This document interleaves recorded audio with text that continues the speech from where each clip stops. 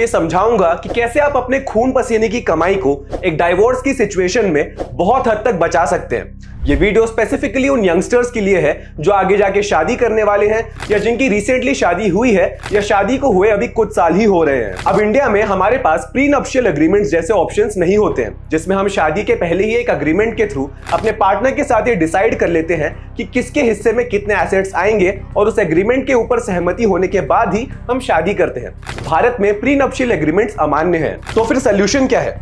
Solution है एक trust बनाना। Trust basically एक ऐसा इंतजाम होता है जहां आप अपनी सारी संपत्ति या पैसे किसी और व्यक्ति को दे देते हैं ताकि वो संपत्ति को किसी खास व्यक्ति के लिए संभाल के रखे। अब आप यहाँ होंगे ट्रस्टर, जिस व्यक्ति को आप संपत्ति देंगे वो होगा ट्रस्टी और जिस खास व्यक्ति के लिए वो ट्रस्ट बनाया गया है वो होगा बेनिफिशियरी। लेकिन ट्रस्ट बनाने भर से आपका काम नहीं चलेगा। इस ट्रस्ट को बनाने का एक स्पेसिफिक तरीका होना चाहिए जो आपको अपनी प्रॉपर्टी और पैसे को प्रोटेक्ट करने की मैक्सिमम कैपेसिटी देगा। सबसे पहले तो आपका ट्रस्टी कोई भरोसे वाला व्यक्ति होना चाहिए और जिन सर्कमस्टेंसेस की हम इस वीडियो में बात कर रहे हैं, the best option is your mother और फादर। और बेनिफिशियरी इस केस में होना चाहिए कोई ऐसा व्यक्ति जिसके पास आप चाहेंगे कि आपकी सारी प्रॉपर्टी चली जाए once the trust is executed.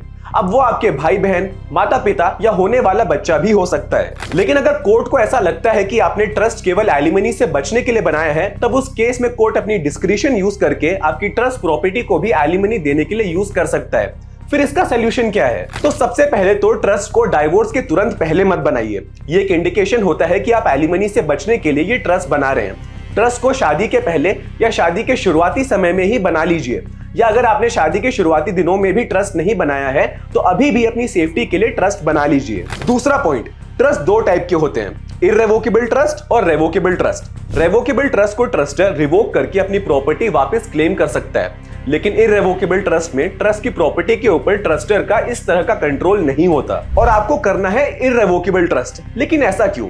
ऐसा इसीलिए क्योंकि उस प्रॉपर्टी पे आपका जितना मिनिमम कंट्रोल होगा उतने ही कम चांसेस हैं कि कोर्ट उस प्रॉपर्टी को एलिमनी में इंक्लूड करेगी। बेसिकली लॉजिक ये है कि आपका उस प्रॉपर्टी पे जितना ज्यादा कंट्रोल होगा वो उतना ज्यादा एक्सेसिबल होगा कोर्ट के लिए एलिमनी में इंक्लूड करने के लिए। और इसीलिए भी मैंने आपसे कहा था कि ट्रस्टी किसी ऐसे व्यक्ति को ही बनाइएगा जिसपे आपको पूरा विश्वास हो कि वो आपकी प्रॉपर्टी का दुरुपयोग नहीं करेगा। दूसरा सोल्यूशन ये हो सकता है कि शादी के लिए जब आप एक पार्टनर की तलाश में होते हैं तब एक ऐसा पार्टनर ढूंढिए जिसकी एम्प्लॉयमेंट और फाइनेंशियल स्टेटस आपके बराबर या एटलीस्ट आपके आसपास का हो। ऐसे में कोर्ट आपको except for a very few exceptions alimony या मेंटेनेंस देने के लिए नहीं बोलेगा, क्योंकि एलिमनी और मेंटेनेंस ग्रांट करने के समय एम्प्लॉयमेंट और फाइनेंशियल स्टेटस एक बहुत ही क्रूशियल रोल प्ले करता है। देखिए, मैं आपको एलिमनी देने से बचने के तरीके नहीं बता रहा हूं। जहां आपका डाइवोर्स पार्टनर सच में जरूरतमंद है और एलिमनी और मेंटेनेंस के बिना उसका गुजारा नहीं होगा, उस केस में उनके फाइनेंशियल नीड्स पूरी करना हमारा कर्तव्य बनता है। क्योंकि कई बार अपना घर चलाने के लिए और एक गृहस्थी बसाने के लिए एक महिला अपना सारा ध्यान और एफर्ट्स पूरी जिंदगी घर के अंदर लगा देती है। इन दैट केस उसके पास वो स्किल्स डेवलप नहीं हो पाते कि वो बाहर जाके पैसे कमाए और अपना गुजारा कर सके।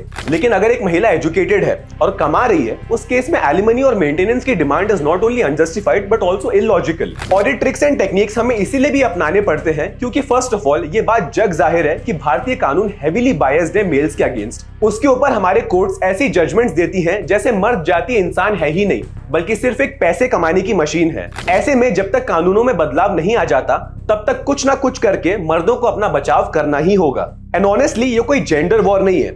हर महिला की जिंदगी में उनका भाई, पति, बाप या बेटा होता है जिनके साथ वो सपने में भी कुछ बुरा होते हुए नहीं देख सकती, और इसीलिए महिलाएं भी कभी नहीं चाहेंगी कि उनके परिवार में या किसी भी मर्द के साथ कुछ ऐसा हो जो अतुल सुभाष के साथ हुआ। बुरा कोई जेंडर नहीं होता, बुरा वो पर्टिकुलर व्यक्ति होता है। क्योंकि अतुल सुभाष की पत्नी निकिता सिंघानिया के भी फैमिली में ऐसे कई मर्द थे जो निकिता की सहायता कर रहे थे अतुल को परेशान करने में। और वेस्ट बंगाल की चीफ मिनिस्टर एक महिला होने के बावजूद आज तक आरजीकर गैंगरेप केस में उस लड़की को इंसाफ नहीं मिला है। और डाइवोर्स का एक दूसरा पहलू ये भी है कि आज भारत की डाइवोर्स इंडस्ट्री लगभग 16,000 करोड़ की है, जिसके सबसे बड़े बेनिफिशियरीज हैं एडवोकेट्स, जजेस, police, counsellors, therapist and the entire legal system. जी हाँ, और ये सारा पैसा एक्सट्रैक्ट कहां से होता है? The partner that page the alimony, जो ऑलमोस्ट सारे केसेस में हस्बैंड ही होता है। दिस इज एन अगली ट्रुथ कि एडवोकेट्स बहुत सारे केसेस में वाइफ को मैनिपुलेट करके हस्बैंड के खिलाफ सीरियस चार्जेस लगवाते हैं, क्योंकि सीरियस चार्जेस के थ्रू ही मैक्सिमम पैसा एक्सट्रैक्ट किया जा सकता है। इसीलिए अगर आप डाइवोर्स लेने का डिसीजन लेते भी हैं तो प्लीज मेक श्योर कि आप किसी के बहकावे में आके नहीं कर रहे।